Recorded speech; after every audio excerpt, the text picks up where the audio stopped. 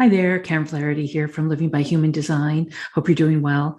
Today's Human Design weather is all about the gate 49, which is the gate of principles or revolution. Okay, so we've got the sun in the gate 49, which is the gate of principles or revolution. It started today or early today and goes until February 13th, Sunday. The Earth will be in gate 4, which is logical answers, also called youthful folly. So the 4 is up here coming off the top of the ajna, and the gate of the 49 is the gate down here coming off the bottom of the solar plexus on the right side of the body graph. And so the only channel we have this week, just for a few days, just today and tomorrow really, till Wednesday, is this 6124, defining the head and the ajna. Thankfully it goes away, and then we'll have a completely open energy, a completely open chart in terms of the energy centers. In other words, none of the transits will be creating a channel for any of these centers to be defined. And so it's basically completely open. And so none of us should really feel much of anything this week unless you've already, unless you've got some of these gates that are in the transits coming together. And that's the kind of thing that I talk about in the course I have, which is called the Transit Whisperer, that helps you to see where the centers might be defined in your chart each week for all the transits. So so then we're clear in all the centers this week, which is good. So we've got the sun in gate 49. I call it principles. It's also called revolution, and it's in the original I Ching. And ideally, this is the transformation of forms based on the highest principles and not simply for power. Basically basing your decisions on the principles that you hold and not simply for power or to gain power. And the incarnation crosses this week are the crosses of explanation, principles, and revolution. In the gate 4, which I think of as logical answers, it's in the I Ching, it's called youthful folly or formalization. And this is the energy to beguile and succeed despite ignorance. And so it can be about answers. It's also freedom from retribution, they say. So it can be about answers, but it's basically the possibility of answers. And it is in the logical part of the logical circuit. It is the logical channel that comes through from the head to the ajna, but that doesn't always mean that the answers work. And it doesn't always mean that they're the right answers. They could be the very wrong answers, but they could be possibilities for answers. And so some of them will work and some of them won't. So that's why it's sometimes referred to as youthful folly. In the Gene Keys, intolerance is the shadow, because that's where, you might think you have an idea, but you might not be tolerant of other people's ideas. Understanding is the gift, and forgiveness is the CD. So in the Gene Keys, we've got the shadow is reaction, the gift is revolution, and the CD is rebirth. And I love this graphic that Richard has. The fuel of reaction is the fear of rejection. So basically with the Gene Key 49, which is, in the shadow, it's reaction, this fear, what he's saying is that the fuel of reaction is the fear of rejection.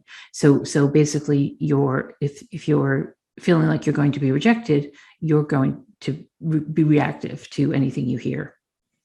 And the fear of rejection comes up a lot, right? Most of us are reactive most of the time. And what he's saying is that's really the lowest level. That's the shadow level. It's only when we get to be more mature, more perhaps enlightened, perhaps, not taking things so personally, we don't need to react as much.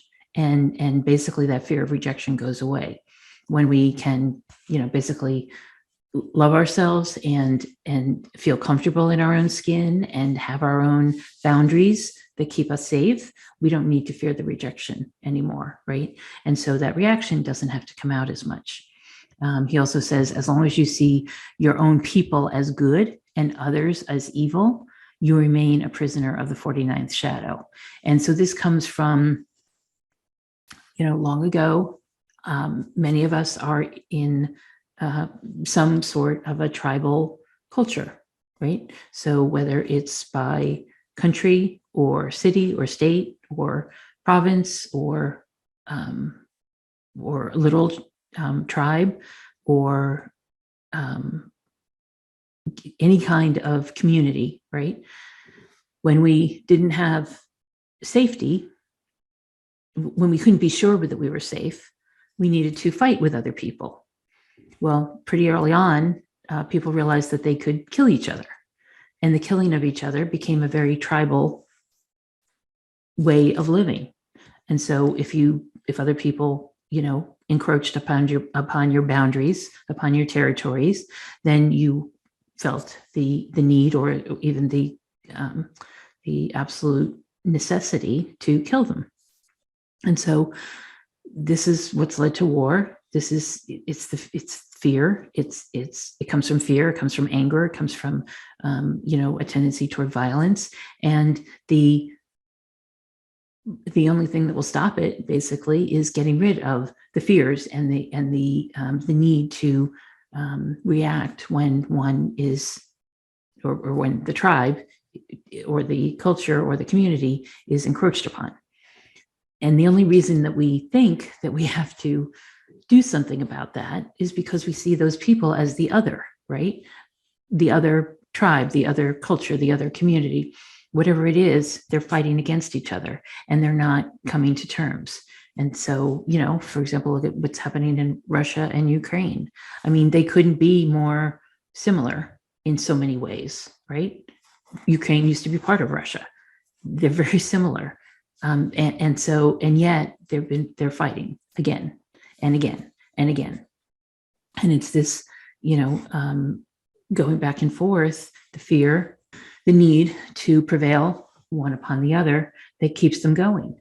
And so, and unfortunately keeps them killing and keeps them at war and keeps them in conflict.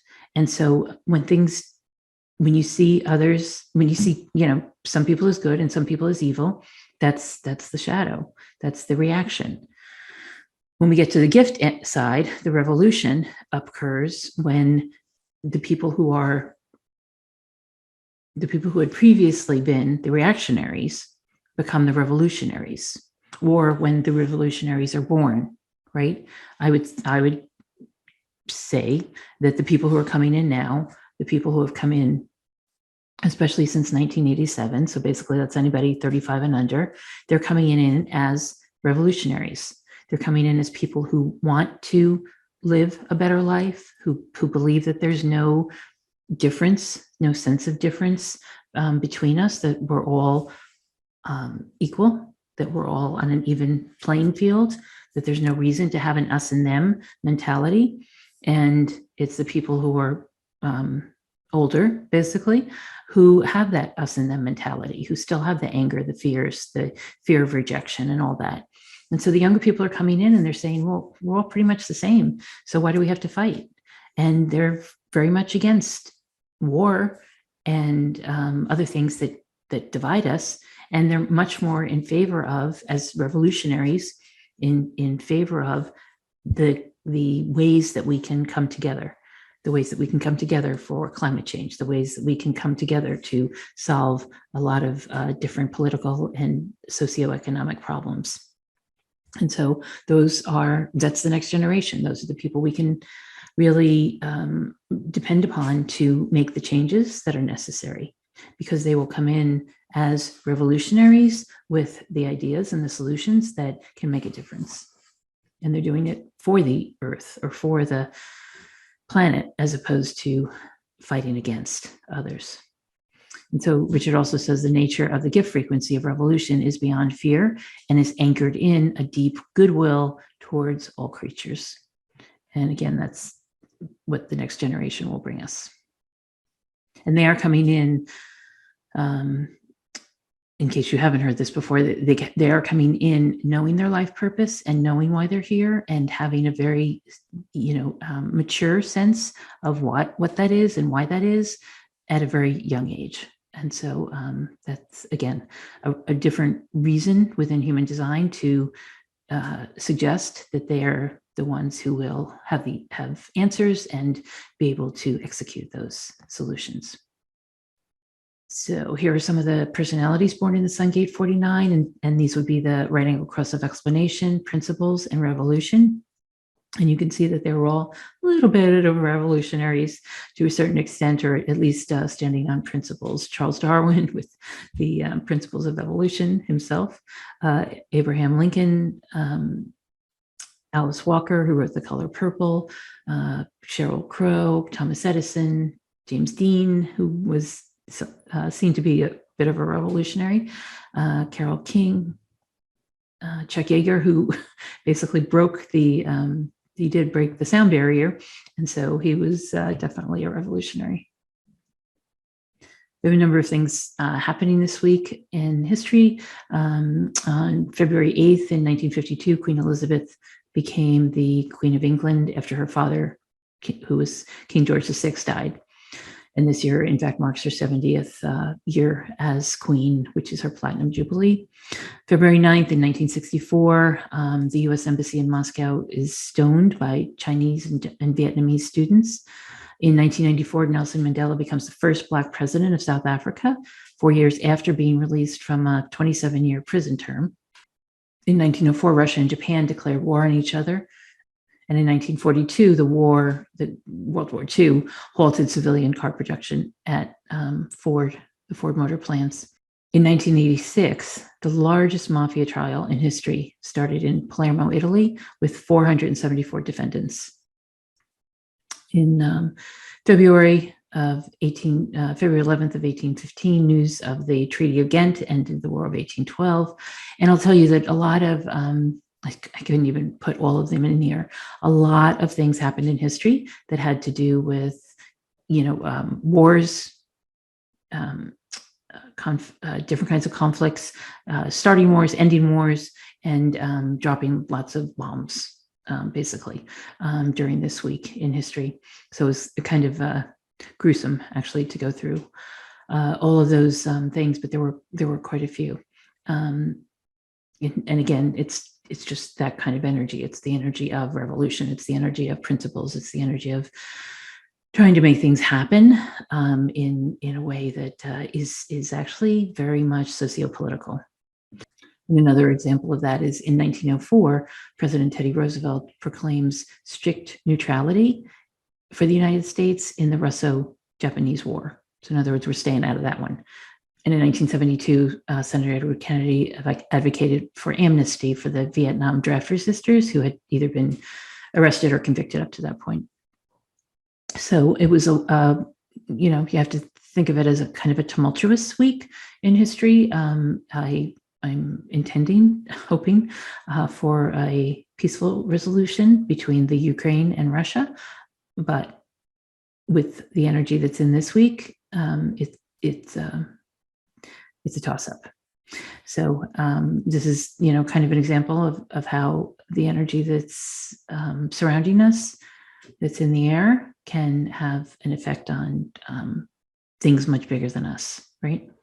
In your own world, I hope that you can stand on your principles, but do it in a way that's peaceful and calm and brings about the best results for everyone.